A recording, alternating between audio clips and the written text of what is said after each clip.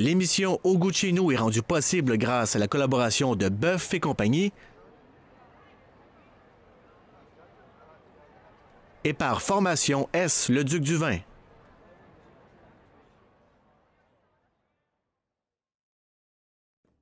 Bonjour tout le monde, bienvenue à Au goût de chez nous. Cette semaine, on travaille un petit brunch pour la fin de semaine de Pâques. Alors, on va s'attaquer à 3 choses. Premièrement, on va faire des belles brioches à la cannelle. On va rajouter des petits zestes d'orange puis des morceaux de canneberge déshydratés dedans pour donner un petit côté de chez nous. Puis en plus de ça, on va préparer des quiches en croûte de jambon qui vont être garnis de dattes fraîches et de fromage La Rose Blanche de la fromagerie Chaput. Et pour dernier accompagnement, on va faire une terrine de canard avec des oranges confites au miel. Donc, tout ça, c'est Au goût de chez nous aujourd'hui. On se prépare et c'est parti.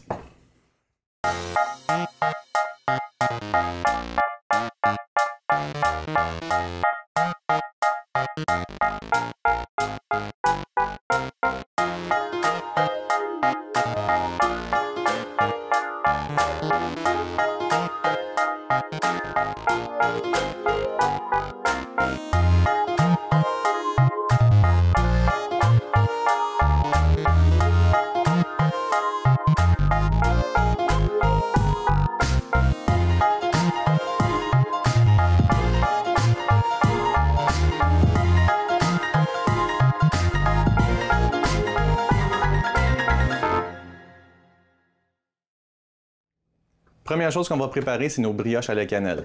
Normalement, je vous conseillerais de les préparer la veille parce que c'est une pâte qui lève très tranquillement, puis plus elle va lever tranquillement au frigo, plus le gluten va se développer, puis plus la pâte va être élastique avec un bon chewy dedans, alors une bonne pâte à mastiquer.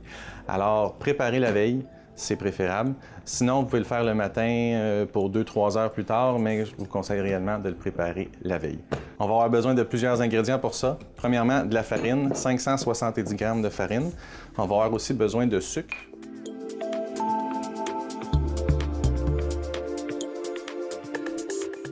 Une demi-tasse de sucre qu'on mélange avec la farine.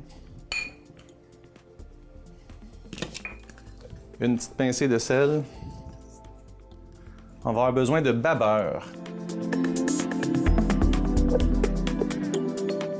Si jamais vous n'avez pas de babeur à la maison, vous pouvez utiliser du lait dans lequel vous allez rajouter une cuillère à soupe de vinaigre blanc. Le babeur, c'est un peu comme une base de yogourt ou de fromage. C'est du lait, du petit lait sans gras. C'est le petit lait qui se sépare du beurre quand on le fait fondre finalement.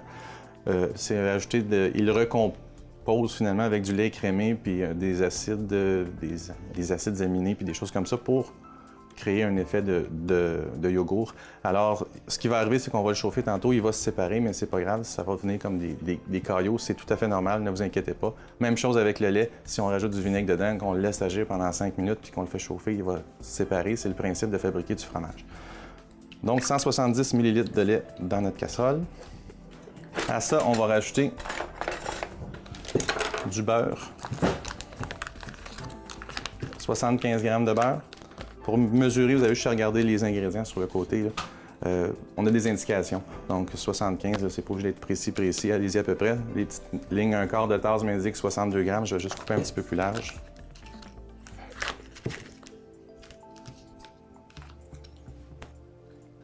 On met ça dans le lait. On met ça à chauffer. On va mettre un autre quart de tasse de beurre. C'est pour l'ingrédient de plus, on va s'en servir un jour. Ça va servir à badigeonner notre moule tantôt quand on va mettre nos brioches à gonfler. Mettre ça aussi sur un petit feu très doux, ça fonde tranquillement, ça presse pas, on n'a pas besoin tout de suite. Levure active, il existe plusieurs levures à vendre sur le marché. Il y a la levure active sèche, puis il y a la levure rapide. C'est pas mal le même principe. Il y en a une qu'il faut réactiver dans l'eau pour la faire travailler. Celle-ci, on peut la mettre directement dans la farine, donc vous sauvez une étape.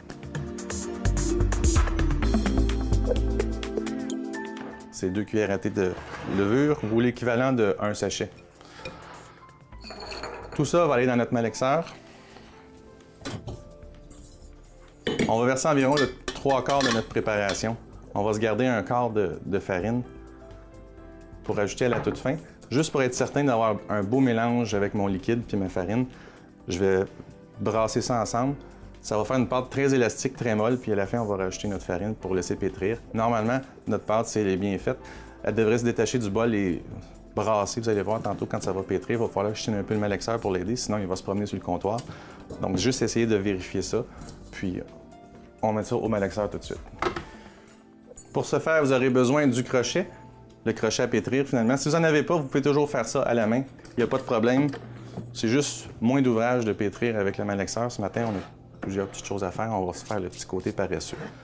Vous allez avoir besoin de 5 œufs. À température de la pièce, autant que possible. Si jamais vous oubliez de les sortir d'avance, un petit truc, vous les mettez dans un chaudron avec l'eau chaude du robinet pendant 5 minutes. Ça va juste les tempérer. Pour la levure, on a besoin de chaleur puis d'humidité. Alors, si nos œufs sont froids puis qu'on les met dedans, la période de levée va juste être plus longue. C'est pas dramatique. C'est juste pour se sauver un petit peu de temps. Je vais prendre ma tasse de tantôt.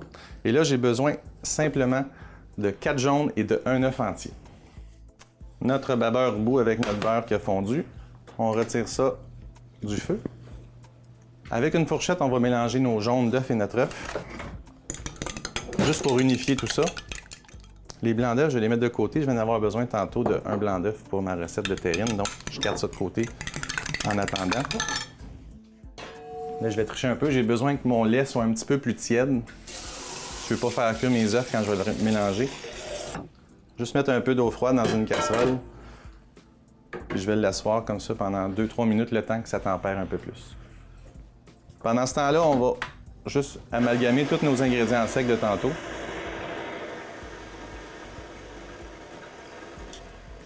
Un petit coup de minute comme ça, c'est parfait. Je vais approcher ma farine. En mélangeant, je vais incorporer mon mélange de lait chaud.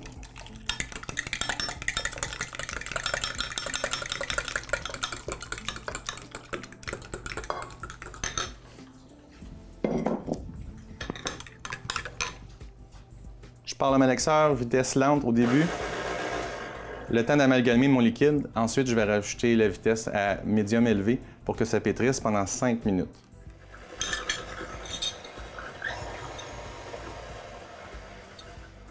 Une fois que tout le liquide a absorbé la farine, là, je vais pétrir à vitesse plus élevée. Je vais regarder l'élasticité de ma pâte. Si elle colle trop sur les parois, je vais rajouter un peu de farine. Sinon, on va attendre un petit peu. Peut-être qu'on n'aura pas besoin de voir toute notre farine. Tout dépendant de la grosseur des œufs, ça peut varier un peu la quantité de liquide. C'est la seule chose qu'il faut surveiller. C'est pour ça qu'on ne met pas toute notre farine en partant. Notre pâte est très collante. Je vais donc en rajouter un petit peu.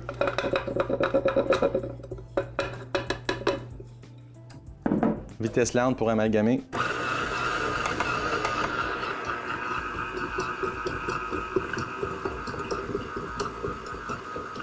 Ce que je vais obtenir, c'est une pâte qui colle un petit peu sur les parois, mais qui ne reste pas adhérée. On va former une belle boule élastique puis uniforme. Pas de défaut, pas de grain de farine. Lisse et élastique, c'est ça qu'on cherche comme texture.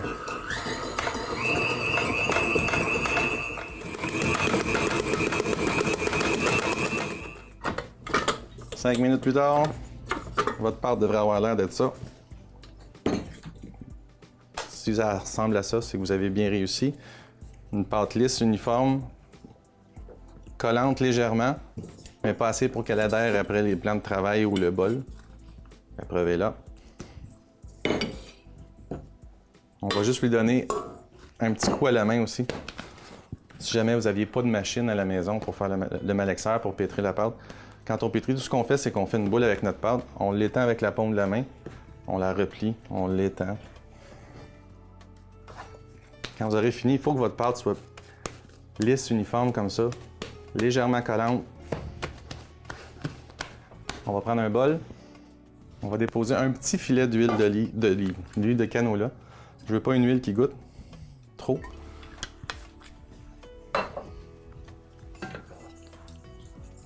Juste badigeonner votre bol avec le... On enrobe de tous les côtés pour être sûr que ça sèche pas. Pellicule plastique.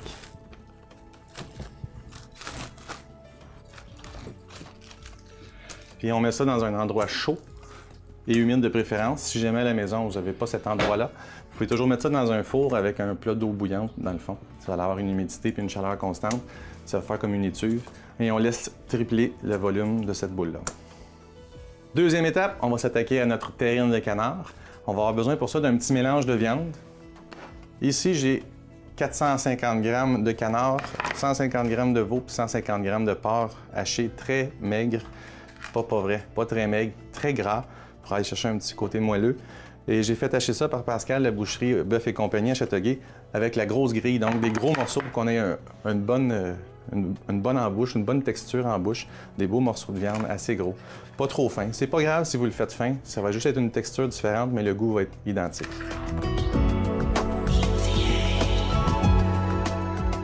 Dans un bol, on va déposer notre viande. Là, je vais mettre un ingrédient, il est facultatif, celui-là, c'est pas obligatoire. Ça s'appelle du salpêtre, c'est un nitrate de potassium, c'est un agent de conservation qu'on utilise beaucoup pour faire des viandes fumées.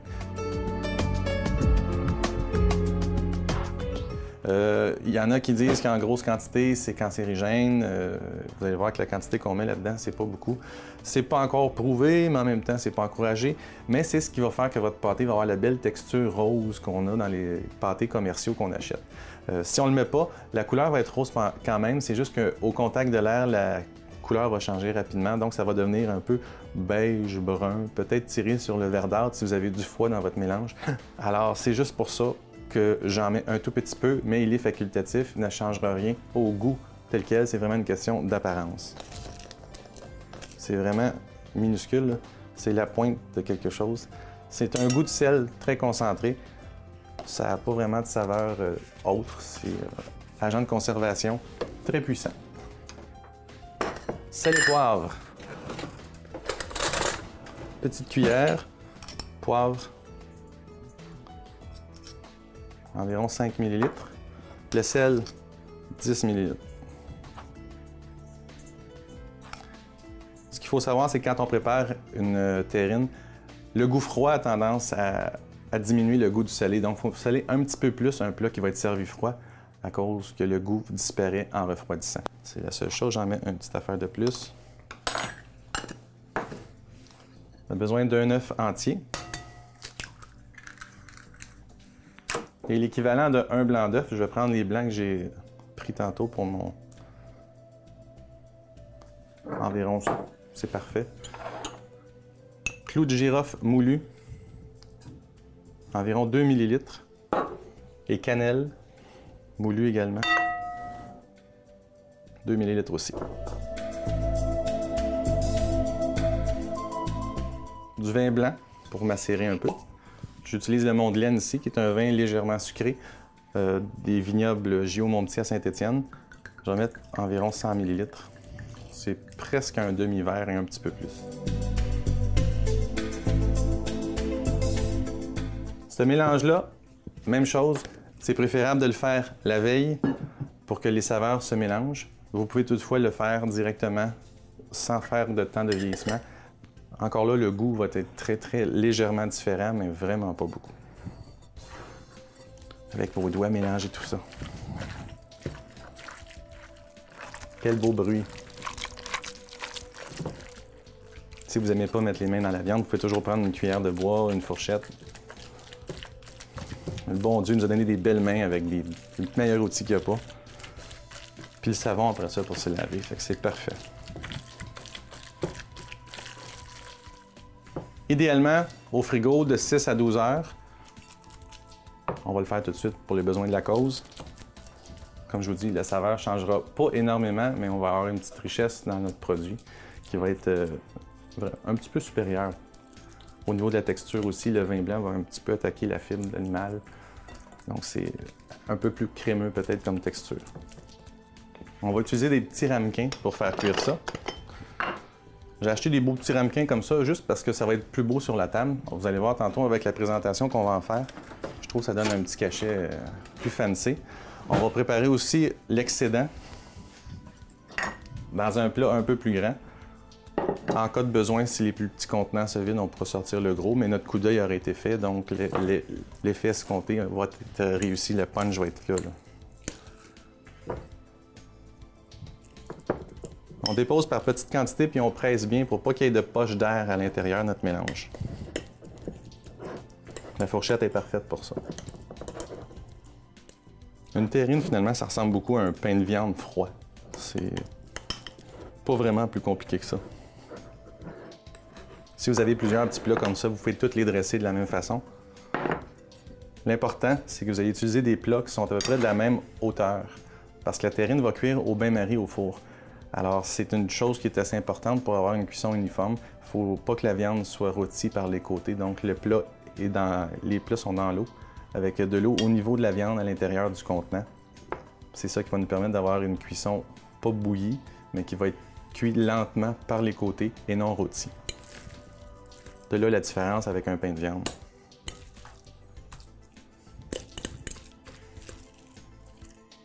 Dans une petite casserole, je vais apporter de l'eau à ébullition. Ça va être l'eau que je vais me servir pour déposer dans mon plat ou ce que je vais déposer ma viande pour la mettre au four. Vous allez avoir besoin d'environ de 8 tasses d'eau, je vous dirais. Pour les petites terrines, on va avoir besoin d'environ une demi-feuille de laurier qu'on va déposer à la surface. Puis pour la grande, on va en mettre une grosse au centre. Cette feuille-là va aider avec la vapeur à donner un parfum aussi à la viande. Puis vous allez voir tantôt, quand on va faire notre présentation, elle va également servir d'agent de décoration. Branche de thym frais. Même chose, on les dépose à la surface. Une petite branche là. Et on l'imprègne dans la viande. On va avoir besoin d'un plat, pas trop profond. Je vais déposer mes choses à l'intérieur. Je vais mettre mes petits couvercles, ce qui va empêcher la viande de rôtir au four. Pour l'autre contenant, je vais utiliser du papier d'aluminium. Juste bien scellé autour, vraiment garder l'humidité à l'intérieur et empêcher le rôtissage. Four à 350 degrés Fahrenheit. On va enfourner ça pour environ 30 à 35 minutes. Il faudrait juste vérifier notre cuisson après 30 minutes. Vérifier qu'on a vraiment une cuisson centrale à 72 degrés Celsius. Vous pouvez prendre un thermomètre. Moi, je vais avec le doigt. Expérience oblige. L'important, c'est pas de surcuire trop longtemps notre viande. Ce qui arriverait, c'est que le gras se séparait complètement. Puis on n'aurait pas une texture, on aurait le gras séparé de la viande. Ça serait un peu plus sec, mais le goût serait encore bon quand même.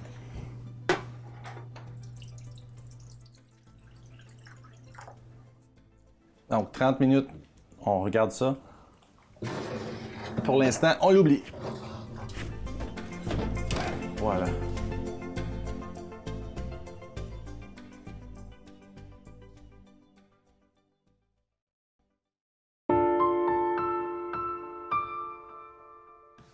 Troisième étape, nos oranges confites au miel. Pour ça, on va avoir besoin de 2 belles oranges. On va prendre les zestes de une pour notre orange confite, puis l'autre, on va garder les zestes qu'on va râper tout de suite pour les mettre dans notre garniture de... brioche. Merci. Une râpe pour bien zester. Si jamais vous n'avez pas une râpe comme ça, vous pouvez utiliser la petite partie fine sur votre râpe verticale ou celle de votre machine Ikea ou n'importe quoi. L'important, c'est d'avoir des beaux zestes. Une autre chose qu'on pourrait utiliser, c'est une épluche carotte. Enlever la pelure. Le but, c'est d'aller chercher la surface de la peau seulement et non la partie blanchâtre. C'est elle qui est amère. Donc, c'est vraiment ça qu'on va aller chercher. Après ça, on peut les couper au couteau finement. Mais j'aime bien mon petit râpeux. Ma micro-lame.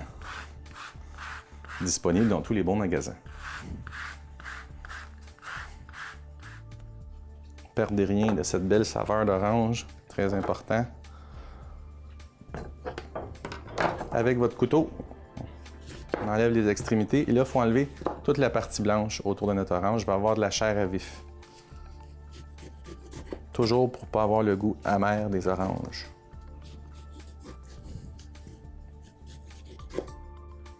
On coupe les bouts en fait pour avoir une bonne base solide pour couper. Vous voyez, c'est facile, ça se promène pas, surtout quand c'est des objets ronds comme ça. C'est une bonne technique facile qui va vous empêcher de vous enlever un petit bout de doigt. On coupe les oranges en deux et on va les couper en dés. Donc environ 1 cm.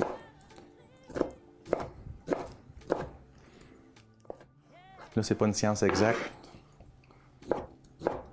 Quand ça va cuire, ça va un peu éclater aussi, ça va faire des morceaux. Pas de souci sur la grosseur uniforme des morceaux. On veut juste le plus proche possible de la même grosseur pour faciliter une cuisson uniforme, c'est tout.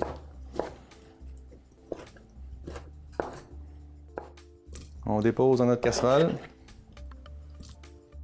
Et à ça, on va rajouter un bâton de cannelle et 2 clous de girofle.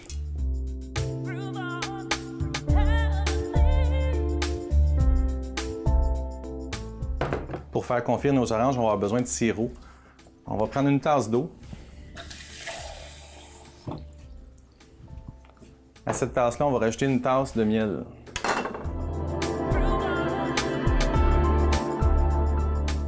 Miel ici, de miel nature, l'hydromellerie à Melocheville, pardon, Beauharnois, secteur Melocheville. Pour savoir, c'est plus facile à mesurer le miel. Si je mets l'eau avant, j'ai juste à regarder le niveau d'eau qui va monter jusqu'à la quantité que j'ai besoin. Je vais juste essayer de mélanger ça un peu ensemble. Juste pour que ça décolle bien de la tasse. On verse. On apporte ça à ébullition. Une fois que ça va bouillir, on va éteindre le feu. Bon, on va pas éteindre le feu, on va baisser le feu, pardon. Et on va laisser mijoter environ 35 à 45 minutes. Je veux que ça réduise beaucoup pour avoir une consistance très siropeuse. C'est le but qu'on recherche, puis plus tard, on va la finaliser en rajoutant quelques ingrédients aromatiques pour donner un peu une texture de chutney. Dernier ingrédient qu'il faut rajouter à ça, que j'allais oublier, canneberge déshydratée, on va en mettre environ une demi-tasse. Les canneberges déshydratées, c'est un petit produit québécois qui vient de Saint-Louis de Brantford. Je voulais être certain de bien le prononcer. C'est clairement pas le cas. Ceux-là sont parfumés à l'orange. C'est vraiment un beau produit. Donc, il y a vraiment les saveurs qu'on voulait avoir qui vont se marier à perfection avec nos brioches, avec notre chutney qu'on est en train de préparer. Chutney qui, d'ailleurs, est une espèce de ketchup, si on peut appeler ça ainsi, qui est servi souvent avec les terrines et les pâtés. C'est une chose qui, normalement, devrait comprendre un ingrédient sec, comme les raisins secs, les canneberges, des dattes, des choses comme ça. Alors, si vous voyez des chutneys qui n'en contiennent pas, normalement, ce ne sont pas de vrais chutneys. Ça peut être des ketchup, mais ce n'est pas des chutneys. Alors, c'est dans notre bouillon. Le sucre naturel va se libérer, va se mélanger avec notre sirop. Ça va donner un autre parfum, une autre couche de saveur. C'est ce qu'on veut avoir. On va garder le reste pour faire nos brioches tantôt.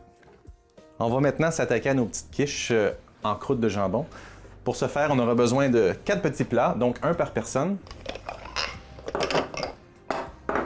de couleurs variées autant que possible,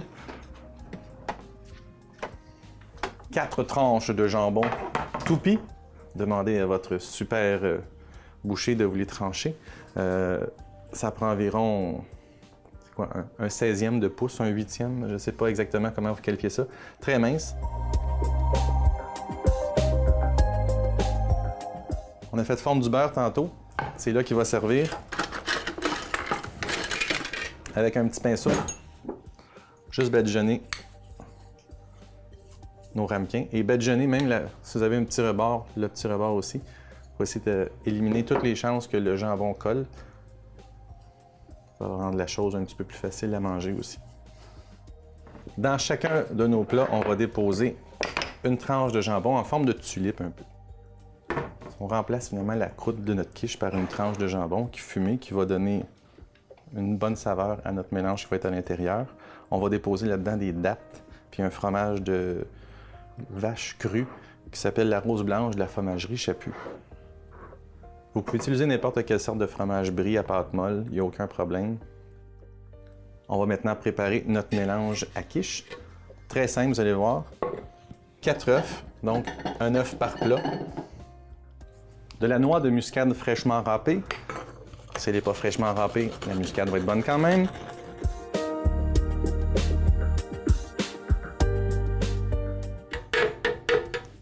Environ une demi-cuillère à thé.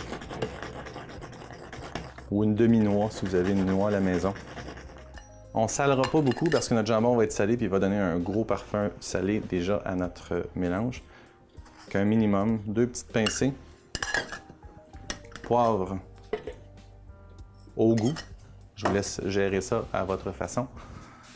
De la crème, toujours de la crème. Vous pouvez utiliser de la 15 %, je vous le permets, mais j'encourage toujours la bonne crème 35 % qui donne des beaux bourrelets. 100 ml de crème.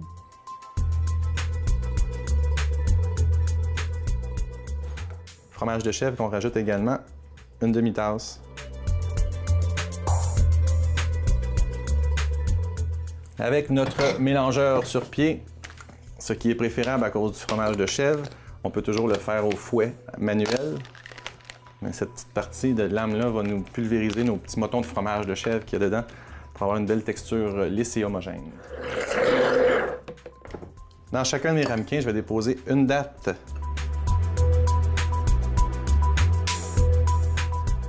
Elle peut être sèche, elle peut être fraîche. Si vous avez de la fraîche, allez-y pour la fraîche. Elle est plus tendre, elle va avoir tendance à être plus moelleuse dans votre bouche, mais la sèche peut faire parfaitement l'affaire. Coupez chaque date en deux et ensuite en quatre pour avoir des petites bouchées. Je veux des petits morceaux de date qui vont donner un petit goût sucré à notre mélange, à notre quiche quand on va la manger, mais sans nécessairement avoir un gros tapon qui nous colle d'un dent pendant qu'on va manger. Les petits morceaux vont se mastiquer plus facilement. En part égale, j'essaie de défaire les petits morceaux pour pas qu'il y ait de motons de date. Notre fromage, la rose blanche, qui est ici, c'est un fromage un peu style brie, croûte fleurie, une pâte un peu acide. Qui va donner un très bon moelleux parce qu'on va faire une petite surprise cachée dans notre quiche. On va couper 4 morceaux d'environ 25 grammes. Alors vous avez besoin de 100 grammes de fromage. Comme je vous ai dit, ça peut être un fromage brie. Sentez-vous très à l'aise. Je vais déposer chaque morceau dans mes petits ramequins. Notre mélange d'œufs va cuire autour, puis le restant, la pâte, le petit fromage qu'on a mis au milieu va rester coulant. Ça va faire comme une quiche avec un centre fondant. Ça va être délicieux. Alors, chacun a son petite part. On va maintenant couler notre mélange d'œufs par-dessus ça. Déposer ça sur une plaque dans notre four qui est à 350 degrés pour cuire nos terrines. Pour environ 35 minutes. On coule notre mélange directement par-dessus, puis on remplit en part égale. Commencez par ne pas mettre complètement plein, pour être sûr de ne pas arriver au dernier puis qu'il manque de mélange. On protège le plus possible notre jambon avec le mélange humide. C'est sûr que le petit bordure ici va griller, va ratatiner, ça va faire un jambon un peu plus croquant. Au four, 30-35 minutes.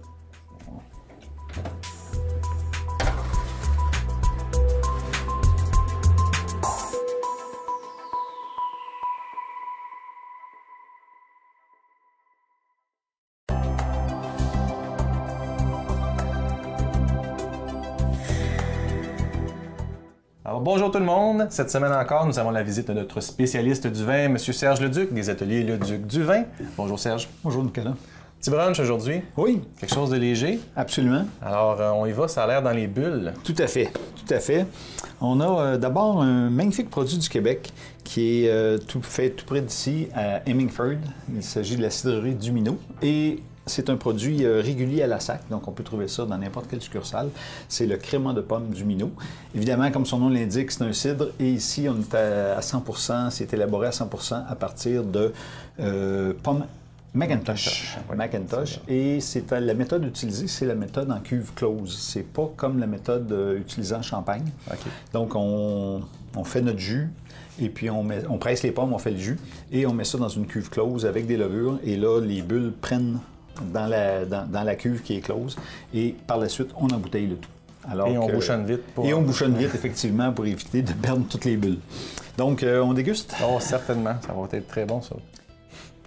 Évidemment. Ça goûte le jus de pomme. Exactement. Ça sent les pommes. Ce qui est très intéressant avec ce produit, il titre seulement qu'à 2,5 d'alcool. Donc, même les enfants peuvent en boire. Bon, oui, à la rigueur, ou dans un dilué dans du jus d'orange pour faire un mimosa.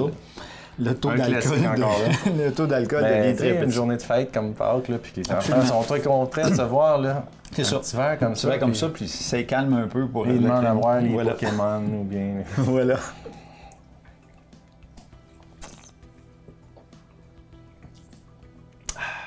Ce qui est agréable, contrairement à un... Parce qu'il y a des cidres mousseux où on ajoute du gaz carbonique. Et là, ça ressemble un peu à du coke, là, des grosses bulles en bouche, c'est moins fin, moins agréable. C'est délicat, là. Tout à fait, tout à fait. Vraiment quelque chose de très bien. Et puis, avec le petit sucre résiduel, ça va bien aller avec la quiche, où il y a un petit des dattes, les notes de dattes qui vont faire que le sucre avec ça, ça va bien. Vraiment très bien. Oui. Vraiment très bien. Donc maintenant, comme deuxième vin, j'ai choisi de la maison Martini, un vin qui s'appelle, et là je ne sacre pas, Asti. Cette appellation-là provient de la région du Piémont. Et puis, c'est encore là, ici, un mousseux. La raison pour laquelle j'ai pas ouvert la bouteille, c'est que je voudrais simplement profiter de l'occasion, une petite formation, un peu comme je fais dans mes différents cours. Quelque chose de très important, c'est pour des raisons de sécurité, bien entendu. Pas brasser la bouteille. C'est préférable, oui, d'abord. Première étape. Et toujours conserver le pouce sur le bouchon. Parce que des fois, c'est vraiment rempli de gaz, puis ça veut sortir tout seul. Exactement. Autant qu'on peut se battre avec un bouchon, parce qu'on en ouvre régulièrement ici, qu'il y a tendance à vouloir sortir tout seul. Tu enlèves la broche et tu te revires de côté et c'est déjà parti. Il y a quelqu'un qui fait « Ah! » Exactement. Hey, tu vois, avez-vous vu? Il a exactement réagi comme je voulais. Donc, on enlève la petite broche, on appelle ça le muselet. D'accord. Donc, on enlève le muselet et, par la suite, toujours en tenant fermement notre bouchon, on tourne la bouteille. Et contrairement ce qui est fait régulièrement, populaire, on évite de faire un gros pop. C'est sûr que c'est moins festif, mais c'est la bonne technique. Et là, on y va tout doucement, on sent déjà la pression. On y va doucement. C'est bien l'affaire. C'est cela. Comme un petit... Et voilà, ça sent bien. Hey. Assez extraordinaire. Hey, écoute. Oh là! Donc encore ici, beaucoup de bulles. Ici, c'est élaboré avec la méthode champenoise.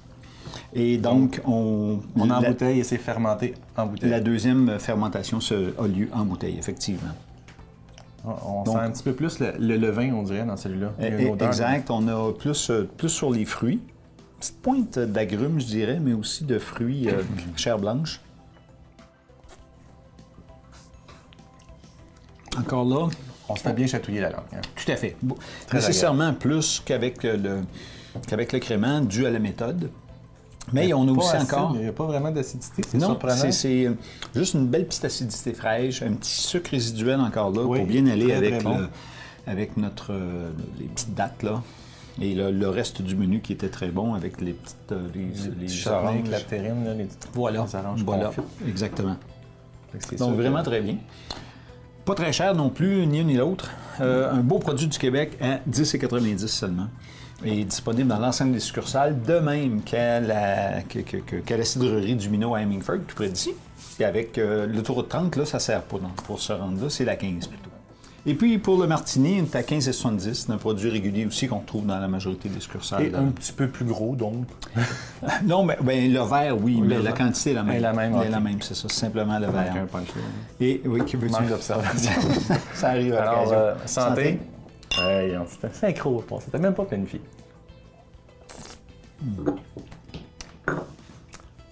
Excellent choix. Un gros merci, Serge. Très bien. On se revoit la semaine prochaine. Sans faute. Excellent. À plus tard, les amis. Puis, le petit vin agréable avec le brunch. Coupé sec de jus d'orange, mimosa. Tout à fait. D'autres choses? Non, c'est bon. D'accord. Bon appétit.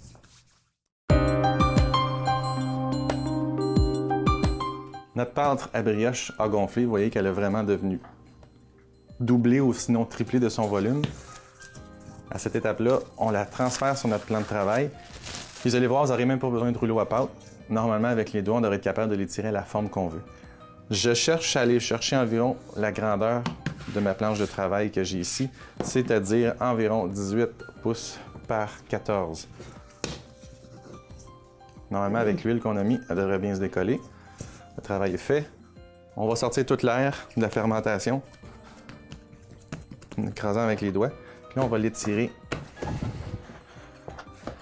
Essayer d'aller chercher la forme qu'on veut avoir.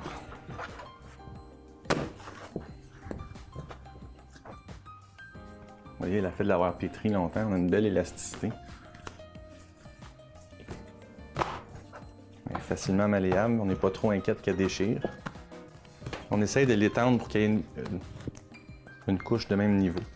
Peut-être qu'il y en a qui vont préférer travailler avec le rouleau à pâte. Libre à vous. Il n'y a pas de contre-indication à ce niveau-là. Vous êtes capable avec le... Moi, j'aime mieux travailler avec les mains, je sens qu'avec le toucher, je sais où est-ce qu'il y en a plus épais, fait que je suis capable d'aller appuyer aux bons endroits. Voilà, on a une belle surface. Exactement ce que je cherchais. On va sortir notre beurre fondu qu'on avait encore tantôt. Avec notre pinceau, on va badigeonner, mais je vais me garder environ 5 cm, 2 pouces non badigeonné ici. C'est ce qui va me servir. Tantôt, avec de l'eau, on va sceller notre pâte pour garder tout notre sucre à l'intérieur. Badigeonner généreusement. Cassonade. Une tasse de cassonade bien étendue partout. Donc ça, c'est un quart. Je vais en mettre 4 fois. Des petits morceaux, là. On les frotte ensemble. Ça va détruire les petites boules de cassonade dure qui peuvent s'être formées. On étend uniformément. Nos canneberges déshydratées, on les étend partout comme ça. Cannelle moulue. Ça aussi, c'est au goût. Si vous êtes un type cannelle, allez-y gaiement. Ça va prendre environ 2 à 3 cuillères à thé de cannelle. Et nos zestes d'orange qu'on avait conservés tantôt. L'important, c'est qu'il y en ait sur une ligne dans ce sens-là. Puisqu'on va rouler comme ça, je vais avoir une petite saveur d'orange dans chacune des bouchées. Ou des rouleaux plutôt. Et là, on va rouler. On part ici, dans chaque petit coin, puis on roule ça le plus serré possible pour commencer. Question de partir notre rouleau, là. Après ça, il va falloir essayer de rouler le plus égal possible. Et on roule, et on roule, et on roule. Jusqu'à ce qu'on arrive à notre section qui n'a pas de mélange de sucre. Avec les petits doigts. On va étendre un petit peu d'eau. L'eau va agir à titre de scellant.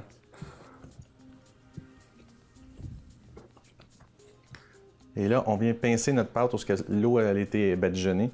On pince la pâte pour la mélanger avec la pâte qui est déjà là.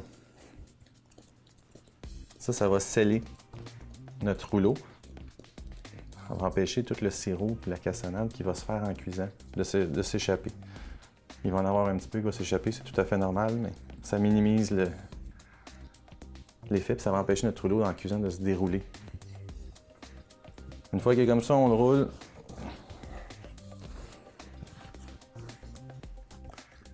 Et là, vous aurez besoin d'un grand plat. Je vous conseille d'acheter un petit plat en aluminium comme ça. Environ 12 pouces par 15. Ça ressemble à ça. Avec notre beurre badigeonné, on va en mettre un petit peu partout, parce qu'on ne veut pas que ça colle nulle part pendant que ça va cuire. Alors, avec votre œil de lynx, vous essayez de couper ça en deux. Environ comme ça. C'est là qu'on vient savoir si je l'avais coupé direct en deux. Regardez ça. Ça coche pas mal, les gars. On recoupe encore en deux.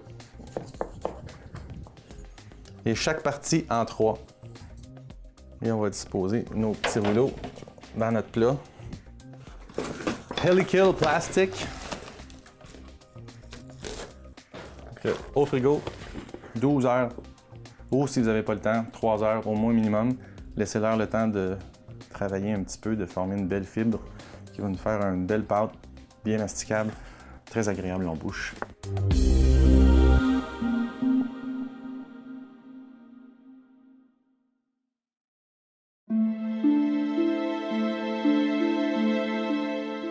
12 heures plus tard, rebonjour tout le monde, j'espère que vous avez bien dormi. Vos brioches devraient ressembler à ceci. Et comme j'ai pas fait ma bonne job de scellant tantôt en pinçant ma pâte, vous voyez qu'ils ont tendance à vouloir se dérouler. C'est pas grave, je me pardonne, je suis humain. À ce moment-ci, on est rendu à les enfourner, 350, en même temps que nos terrines, en même temps que nos petits œufs. Et on va faire cuire ça environ 35 minutes également. On va se faire de la place. On va enlever nos terrines, ils doivent être prêts. Juste faire attention quand vous déplacez le plat. Il y a de l'eau bouillante là-dedans. Je ne veux pas non plus que ça fasse une vague et que l'eau embarque dans notre terrine. Ça va faire de l'humidité. Pas nécessaire. On enfourne ça. Voilà. Alors les terrines, on va regarder ça. Ça me semble bien. Oui, c'est parfait. Je vérifie la grosse.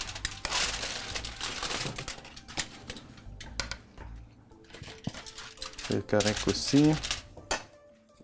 Idéalement, les terrines, il faudrait les mettre au frigo 4 à 6 heures, le temps qu'elles refroidissent complètement. J'ai fait de la magie, j'en ai préparé hier, alors je vais vous montrer ce que ça a l'air une fois sorti. Comme ça. Alors, le gras figé, le jus de viande s'est remélangé dans notre mélange. On devrait avoir une terrine assez ferme, mais quand même un peu crémeuse, qui va très bien accompagner notre petit chutney aux oranges et aux canneberges qu'on va préparer tantôt. Dernière touche finale, pour finaliser ça, on va préparer, comme on voit à l'épicerie quand on achète nos terrines ou nos pâtés, on a souvent une petite couche de gélatine brillante. C'est du jus consommé finalement qu'on a gélatifié. Alors, c'est pas plus compliqué que ça. On va s'en servir tout de suite pour finaliser nos terrines. Vous allez voir la petite branche de thym. Si jamais elle est toute décolorée comme ça, là, on va juste l'enlever. Puis vu qu'on a de la belle fraîche, on va la faire prendre dans la gélatine.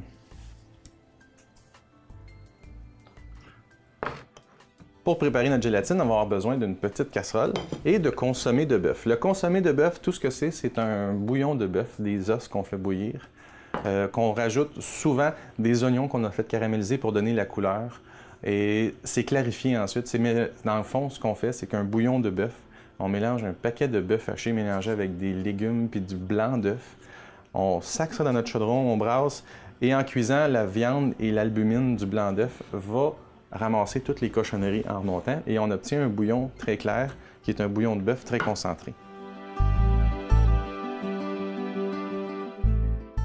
Je vais mettre la moitié de ma canne à chauffer. Vous voyez, c'est déjà gélatifié. Normalement, quand on a de la gélatine comme ça à l'intérieur, ça veut dire qu'on avait un bouillon de qualité. À Calmeur, bravo, vous avez un bouillon de bœuf de qualité. J'amène ça à ébullition. Dans un petit bol, j'ai un sachet de gélatine neutre. Donc, gélatine inox qu'on achète plus souvent qu'autrement à l'épicerie. On la dépose dans un petit bol et avec de l'eau froide, on va verser l'équivalent de 2 fois la quantité de poudre. Donc, si on a mis une cuillère à thé ou 2 cuillères à thé de poudre, on va mettre 4 à 6 cuillères à thé d'eau froide. Puis on brasse en le faisant pour pas qu'il y ait de grumeaux secs. C'est ce qu'on appelle faire gonfler la gélatine. On laisse ça reposer le temps que notre bouillon arrive à ébullition. Une fois qu'il va être à ébullition, je vais déposer ma gélatine dedans. Elle va se dissoudre. On va juste la ramener à ébullition pour être certain, vu que j'ai pas une grosse quantité. Je vais être sûr que ma gélatine se dissoude complètement. Et ensuite, on va rajouter l'autre moitié qui est froide pour tempérer un peu notre bouillon, qui soit prêt à gélatifier. Une fois qu'on va le verser sur notre terrine qui est froide, 10 à 15 minutes au frigo, elle devrait être prise, donc on va avoir le coup d'œil qu'on voulait avoir. En attendant que notre bouillon se fasse, on va juste laver notre salade. On va se préparer une petite salade verte, tout simplement pour accompagner notre brunch avec notre jambon, nos œufs, notre fromage. On a des choses qui sont assez riches, assez crémeuses. Alors, on va essayer de couper tout ce gras avec une petite salade verte fraîche, avec une vinaigrette de base au vinaigre de vin rouge et à l'huile d'olive. Si vos feuilles sont un petit peu molles, qu'est-ce qu'on fait? On remplit un petit bol avec de l'eau très froide. En hiver, c'est facile d'en avoir. Le robinet nous en offre. Et on laisse tremper de 25 à 30 minutes pour être certain d'avoir une feuille qui va reprendre un peu de vigueur, qui va être croquante sous la dent.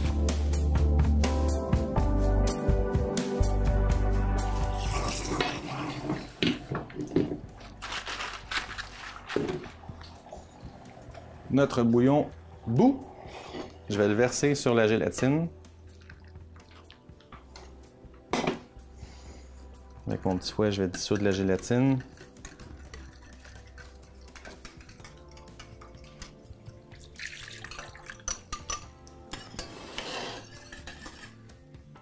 On ramène ça à ébullition. Une fois que ça a rebouillé, notre gélatine est bien dissoute. Je remets dans un contenant froid, je ne veux pas que ça reste trop chaud. Et je vais rajouter le restant de mon bouillon de consommé. Ça va vous en faire un peu beaucoup, mais il faut savoir que cette gélatine-là peut aussi servir d'agent de protection. Alors, si vous avez un plat de terrine comme celui-ci, que vous couvrez de gélatine, si jamais vous ne l'avez pas entamé, ça agit un peu comme un sous-vide parce qu'on empêche l'air de pénétrer et d'aller toucher à la viande. Alors, vous pouvez le garder facilement de 7 à 10 jours au frigo, cette terrine-là. Elle va être encore bonne si elle n'a pas été entamée. Une fois qu'elle va être entamée, bien sûr, elle va se dépérir dans les 3 jours qui suivent environ. Surveillez. Ne vous fiez pas nécessairement à la couleur. Comme je l'ai dit, si on n'a pas mis de salpêtre, la viande ne sera pas nécessairement rose. Par contre, elle peut toujours être bonne.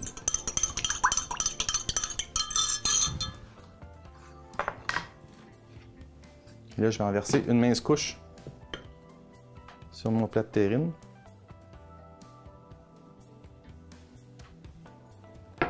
Notre feuille de thym, notre branche de thym va figer dans la gélatine une fois au frigo.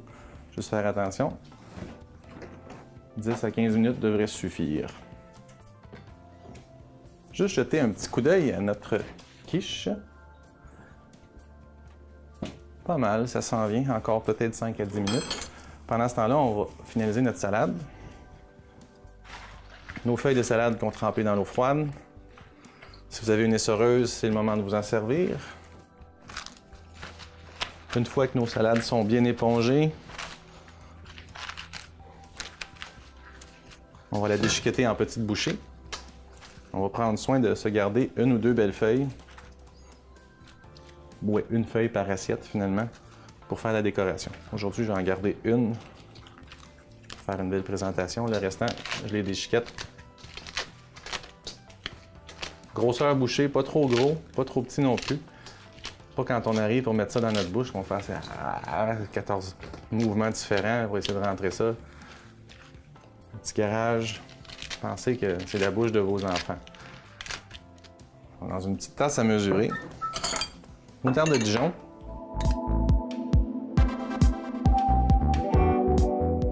Environ une cuillère à soupe. Du sel au goût. Je conseille toujours de pas surdoser, mais d'ajuster selon vos goûts. Poivre noir, toujours agréable dans une salade. Vinaigre de vin rouge. Quand on fait une vinaigrette, là, on va en préparer un petit peu plus que nécessaire. Vous pouvez toujours la garder au frigo, ça ne se perd pas de la vinaigrette. C'est de l'huile, du vinaigre puis de la moutarde. C'est toutes des choses qui se conservent éternellement presque. Alors, 100 ml grossièrement. Puis on va toujours mettre 2 fois à 2 fois et demi de la quantité d'huile de notre moutarde. Notre huile d'olive. Et un fouet très petit. Si j'utilisais mon pied mélangeur, je pourrais avoir une émulsion ici parce que j'ai mis un agent de liaison qui est la moutarde de Dijon. Ça nous ferait une vinaigrette très épaisse, ça aurait l'air un peu d'une mayonnaise rose. Mais pour notre salade d'aujourd'hui, je vais juste incorporer délicatement, mais sans exagérer. Je vais essayer d'avoir une vinaigrette un peu plus liquide.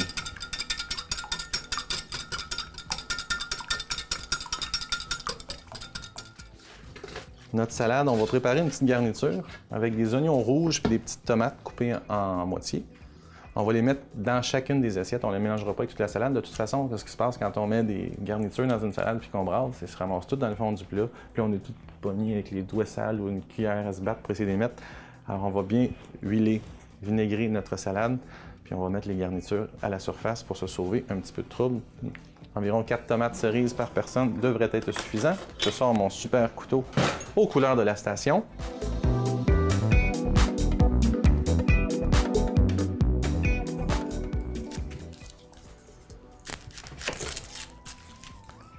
L'oignon, je l'épluche même pas, je vais enlever la pleure après. Ça va me permettre d'avoir des rondelles qui, si ne feront pas, ben, je vais entamer trop profondément la chair. Donc, une petite tranche d'oignon, ça devrait être suffisant pour... Puis là, je vais préparer aussi, tranquillement, mon chutney. Je vais rajouter une tranche un peu plus épaisse d'oignon. Comme ça va être suffisant pour notre chutney. Alors, quelques rondelles pour notre présentation tantôt. Le restant, on va le conserver. On enlève la pleure après notre oignon. Celles-ci, on va les couper en dés.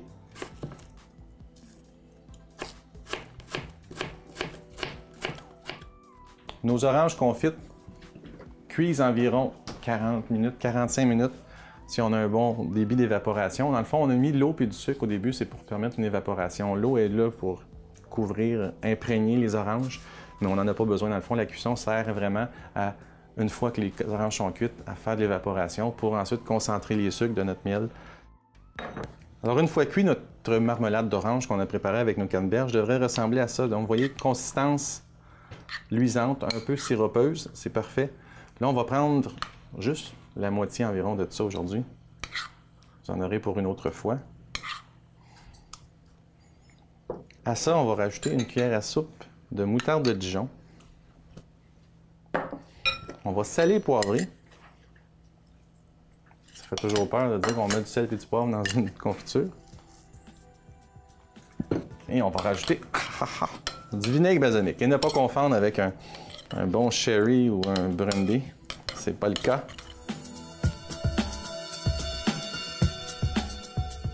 Petite quantité. En fond, on va faire une espèce de vinaigrette. Le vinaigre va compenser sur notre sucré. La moutarde va donner un petit côté piquant. On a notre côté fruité, nos petits fruits secs. On va rajouter un petit filet d'huile. Canola, huile d'olive, ce que vous aurez sous la main. Et voilà, on va juste goûter pour rectifier l'assaisonnement.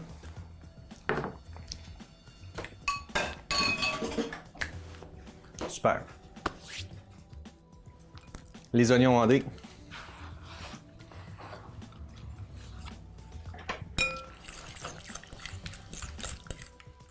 Et voilà, ça va être parfait pour accompagner notre terrine.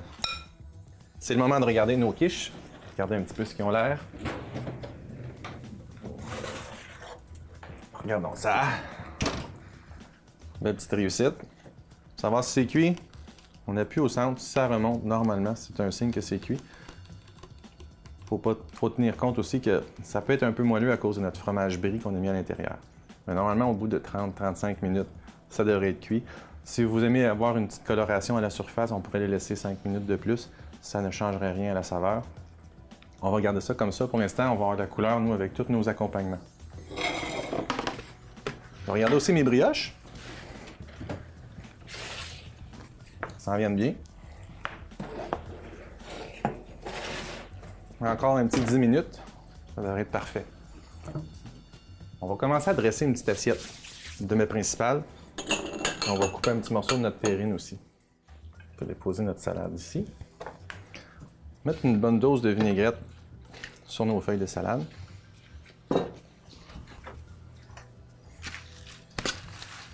On brasse bien tout ça.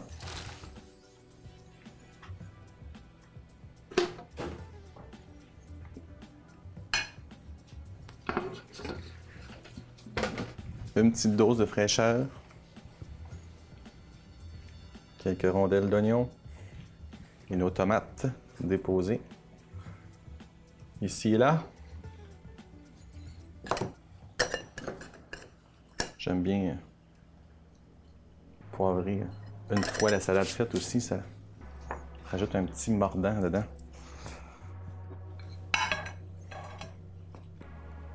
Notre petite quiche dans sa croûte. Notre gélatine a figé, donc c'est ce qu'on voulait avoir tantôt. Elles sont tellement belles, on a le goût d'y mettre au complet, mais ça va être un petit peu trop. On va pouvoir en garder une pour mettre sur la table en présentation ou si on faisait une assiette de buffet. Pour l'instant, on va y aller avec le moment de vérité. On va se trancher une petite tranche de notre... Donc, je fais le contour pour détacher la gélatine.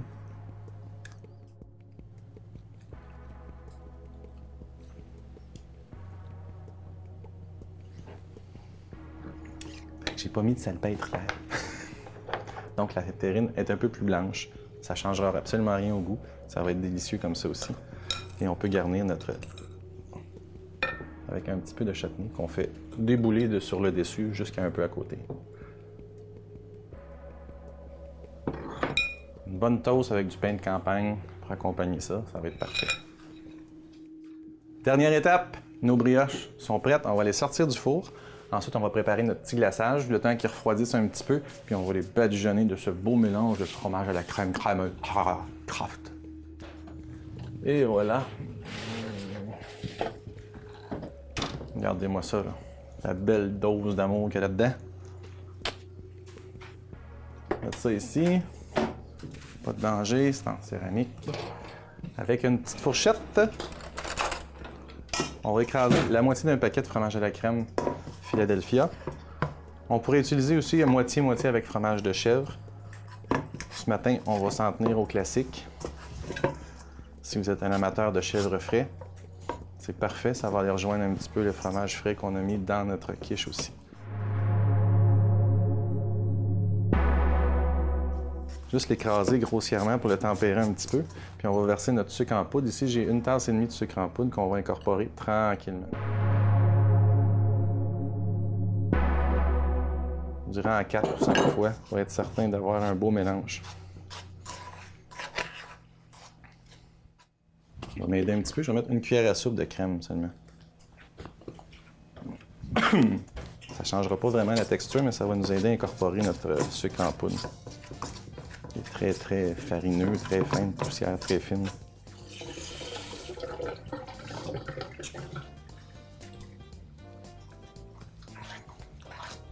Juste pour que ça soit plus facile à tartiner tantôt sur nos brioches, là.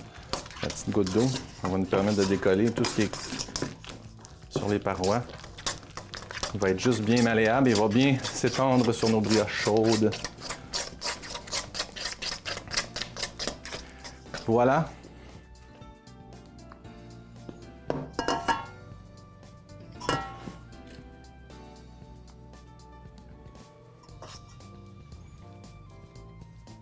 Une bonne cuillère à soupe par brioche.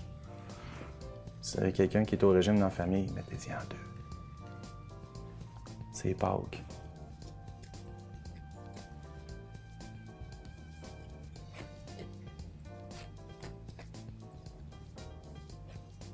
On a fait ça pendant que c'est encore chaud, hein, parce que là, ça va fondre à cause de la chaleur, ça va couler ses côtés, c'est certain que vous allez en avoir partout ses doigts, une job de lichage en règle qui va s'imposer à la fin de ça. Numéro 1. On peut mettre des petits bâtons de cannelle pour décorer. On va en saupoudrer un petit peu encore à la surface. S'il reste des petites canneberges, on peut peut-être en déposer dans notre assiette. Et voilà, notre petit menu du jour. Nos délicieuses brioches à la cannelle, canneberge et orange.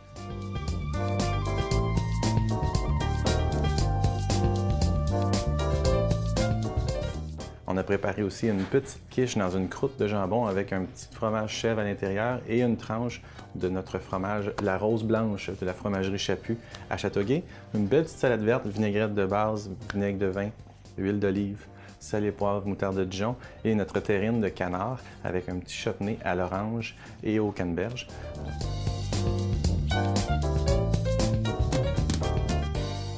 Profitez de ce bon repas, savourez-le entre amis, en famille. Bon appétit tout le monde, puis on se revoit la semaine prochaine.